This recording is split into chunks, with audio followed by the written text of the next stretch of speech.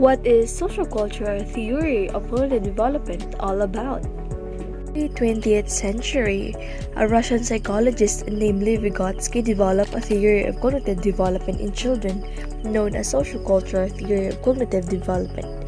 Vygotsky's sociocultural theory views human development as a socially mediated process in which children acquire their cultural values, beliefs, and problem-solving strategies through collaboration dialogues with more knowledgeable members of society.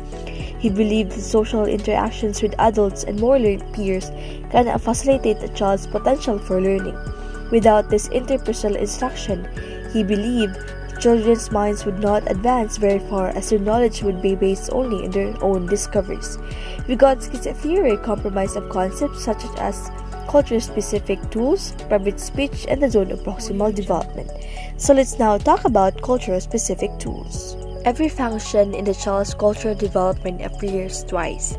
First, on a social level and later on an individual level. First, between people intrapsychological and inside the child intrapsychological. These apply equally to voluntary attention, to logical memory, and the formation of concept. All the higher functions originate as actual relationship between individuals. According to Vygotsky, a child already has some innate biological characteristic of his brain. Society and culture only provide him tools for intellectual adaptation. These tools vary in different cultures and society. Sociocultural development, with the help of these tools, develop his human intelligence and cognition. For example, one culture teaches children to play with toys, while the other encourages them to play outdoors. Children from both cultures adapt to what their culture teaches them. If a culture encourages talking, they will learn to do so. If a culture requires children to learn two languages at the same time, they will learn both. Speech is spoken speech to oneself for communication, self-guidance, and self-regulation of behavior. It is between the ages of 2 and 7 that children can be observed engaging in private speech.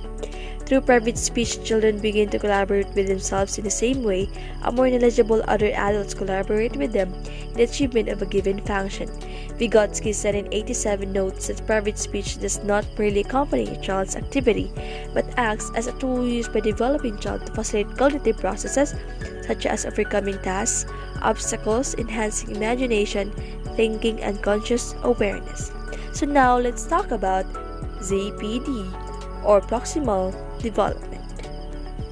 The zone of proximal development is the distance between the actual developmental level and the level of potential development as determined through problem solving under adult guidance or in collaboration with more capable peers. For instance, the child could not solve a jigsaw puzzle by itself and it would consume a lot of time to do so. But after the interaction with the father, was able to solve it and has developed competence at the skill that will be applied to solve the jigsaw puzzle.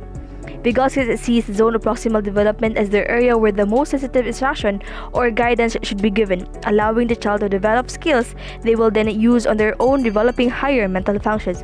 Vygotsky views interactions with peers as an effective way of developing skills and strategies. He suggests that teachers use cooperative learning exercises where less competent children develop with help from more skillful peers within the zone of proximal development. The zone of proximal development is the area where you can do things with help, and through others, we develop into ourselves. In education, the zone of proximal development has become synonymous with the term scaffolding. Vygotsky never used this term in his writing, but rather it was actually introduced by David Wood, Jerome Bronner, and Gail Ross. Scaffolding is a process code that enables a child or novice to solve a task or achieve a goal that would be beyond their unassisted efforts. For example, a math teacher can use a simple prompt just asking the students, "Can you think another way to do right these equations?" Or you can help the students wonder about differences. What would you do if the numbers were greater or smaller in this problem? This scaffolding learning strategies helps greater improvement in class and they would do in otherwise. Let me leave this from Lev Vygotsky. A child's play is not simply a reproduction of what he has experienced, but a creative reworking of the impressions he has acquired. Have a great day!